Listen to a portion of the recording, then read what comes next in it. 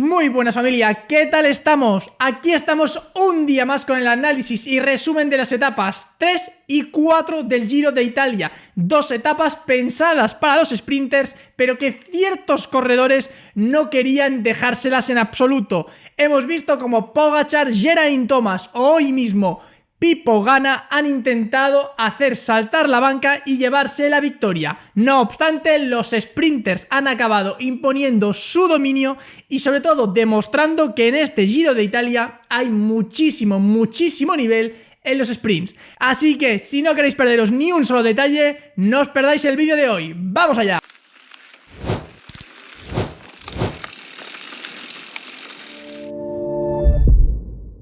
Bien, pues empezaremos rápidamente con la etapa de ayer, etapa número 3, como digo, una etapa pensada para los sprinters, con un final, con un pequeño repecho, pero que no debía suponer ningún tipo de problema. Una etapa que empezó tranquila, no, lo siguiente, directamente aburridísima, un pelotón que no quería correr, una fuga que ni siquiera se llegó a formar. Y ya hablaremos de esto al final del vídeo, cuando hagamos el análisis. Pero la verdad es que los primeros 80 kilómetros prácticamente, la primera mitad de la etapa, fue bastante vergonzosa. Y el ejemplo lo vemos en que, como digo, no hubo ni siquiera fuga, apenas dos corredores que intentaron irse, pero vieron que no tenía ningún tipo de sentido. El último que quedó fue Davide Ballerini, que a los 90 kilómetros o prácticamente a los 100 kilómetros para meta se dejaba absorber por el pelotón, un pelotón que era desidia pura. Afortunadamente la cosa mejoró, ya que a 85 kilómetros para meta, los sprinters y sus compañeros, intentando prepararlo, aceleraron muchísimo el ritmo y rompieron prácticamente en dos el pelotón. Así que se creó una fuga muy grande de unos 25 corredores aproximadamente, que empezó a sacarle rápidamente mucho tiempo al pelotón. Tanto era así que apenas unos kilómetros más adelante ya le metían más de 1 minuto y medio al pelotón. A 50 kilómetros de meta se vio que la fuga tampoco quería ir mucho más lejos, así que empezó a bajar el ritmo y el pelotón le recortó la distancia a solo 30 segundos. En ese momento el pelotón iba también roto en otros grupos, pero la distancia era bastante pequeña. Y tanto fue así que apenas 5 kilómetros más adelante, a 45 para meta, se volvieron a reagrupar todos y así harían todo lo que queda de etapa. Y el toque emocionante de esta etapa estaba reservado para un hombre, y es que a 21 kilómetros de meta había una meta intermedia donde bonificaba con segundos y Tadej Pogačar salió al ataque para conseguir llevarse los 3 segundos, pero el corredor de Ineos Ben Swift consiguió pasar primero, así que se llevó los 3 segundos, Tadej Pogačar 2 segundos y Geraint Thomas, también muy combativo, entró tercero llevándose un segundito. A partir de ahí todos se volvieron a reagrupar y la sorpresa saltó a 3 kilómetros de meta, ya que en el último repecho que había, Honoré del Education First saltó por delante y Tadej Pogačar, sin pensárselo dos veces, le salió a rueda. Al ver que se iban, Geraint Thomas también salió detrás e hicieron los tres juntos el ascenso. Y ahí fue donde vino el espectáculo de Tadej Pogačar. ¡Qué potencia, qué vatios mueve este chico! Ya que en la parte llana, como digo, apenas los últimos 2 kilómetros y medio vimos como Tadej Pogačar se ponía a tirar sin que los demás le dieran prácticamente un solo relevo e incluso soltó de rueda a Mikel Honoré. Geraint Thomas iba sufriendo para no perder la rueda del corredor esloveno, mientras por detrás los equipos de los sprinters intentaban cazarlos.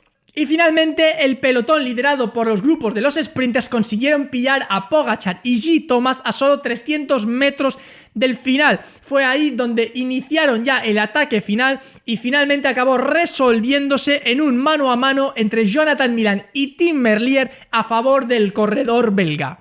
Tim Merlier consiguió sumar la victoria para el Soudal Quick Step, una gran victoria para él, un corredor que está muy en forma y una victoria sobre todo que le viene muy bien al equipo. Bien, pues ahora hagamos el resumen de lo que ha pasado en esta etapa número 4 y al final haremos el análisis de todo en conjunto. Una etapa número 4 donde también tenía que resolverse al sprint. De hecho, la parte final era como una Milán-San Remo. Al final acababa con la subida al Capo Mele y la meta estaba apenas 2 kilómetros después. Es decir, un final muy parecido, como digo, a la Milán-San Remo. Una etapa donde también ha estado marcada por una fuga bastante pobre de dos corredores, lo que pasa que esta vez sí han tirado de lo lindo, y sobre todo también marcada por la lluvia en una parte del recorrido. Cuando estábamos a unos 80 kilómetros aproximadamente de meta, ha habido una zona donde ha llovido bastante y ha habido una caída importante donde 10 corredores se han visto implicados Entre los más importantes quizá Ben O'Connor, Einer Rubio también ha caído, Nairo Quintana se ha visto afectado, pero el que peor ha salido perjudicado ha sido Biniam Girmay, que se ha ido al suelo bastante fuerte y se ha hecho daño en la cadera. Tanto es así que ha conseguido volver a subirse a la bici ya muy desanimado, muy dolorido, y apenas unos kilómetros después, cuando iba entre los coches, se ha vuelto a caer, se ha dado un golpe bastante fuerte y finalmente ha tomado la decisión de retirarse del Giro de Italia. Así que perdemos al corredor eritreo en lo que queda del Giro. Como digo, esta fuga formada por dos hombres, Stefan Devot y Francisco Muñoz, ha mantenido siempre una distancia entre los 2-3 minutos con el pelotón, un pelotón que los tenía muy controlados y no les suponía ningún tipo de peligro. A 40 kilómetros de meta, la distancia con el pelotón era de 2 minutos y 10 segundos. La distancia se ha ido recortando y a 20 para meta el pelotón ya estaba a 1:15. A partir de ahí ya hemos visto cómo el pelotón ha ido formando los trenos, han ido apretando muchísimo y sobre todo teniendo en cuenta que el recorrido era descendente, bordeando la costa, como digo, como el final de la Milán-San Remo, y a 10 kilómetros de meta ya era la distancia de solo 30 segundos. Y así hemos llegado a la última parte, a 4,5 kilómetros, donde finalmente el pelotón ha cogido a los dos miembros de la fuga y 500 metros más adelante se iniciaba el ascenso al Capo Mele, un capo de apenas 1 kilómetro y poquito, donde hemos visto como Pipo Ganna ha saltado sin pensárselo ni un minuto del pelotón y se ha puesto a darlo todo. Hemos visto en las imágenes los vatios que iba moviendo, 700, 800 vatios de manera espectacular. A partir de ahí, algún corredor ha intentado salir tras él, pero no ha habido manera. Ha sido el pelotón tirado por los equipos de los sprinters los que han intentado no perder la distancia con Pipo Ganna, que era aproximadamente de unos 5-6 segundos. Una vez coronado a 2 kilómetros y pico, ha iniciado el descenso y Pipo Ganna conseguía mantener la distancia. No obstante, ya se ha visto que los miembros del pelotón también venían fuertísimo y se iban acercando poco a poco. Y finalmente, ya en la parte llana, aunque siempre de manera favorable, con una velocidad altísima, el pelotón ha conseguido absorber a Pipo Ganna a apenas 500 metros de meta. Ahí, tirados por el Lidl Trek, que ha hecho un trabajo espectacular para Jonathan Milan, han iniciado el sprint, un sprint muy largo, donde hemos visto luchar también al Bismar Isabal por primera vez con un Christophe Laporte intentando el lanzamiento para Olaf Koig, pero finalmente ha sido Jonathan Milan el que se ha acabado imponiendo al sprint, seguido de Caden Groves del Alpecin-de-Koning y Phil Bahaus del Bahrein Victorious. Una gran victoria del corredor italiano que se viste con la malla Ciclamino y una gran victoria sobre todo para el Lidl Trek, un equipo muy combativo que hoy lo ha luchado mucho y ya ayer también lo intentó muy fuerte. Bien, pues después de estas dos etapas al sprint y con bonificaciones de por medio, revisemos cómo queda la clasificación general. Tadej Pogačar es líder a 46 segundos de Geraint Thomas. Con un segundo más es tercero Daniel Felipe Martínez. Cuarto Kian De Breux a 55 segundos.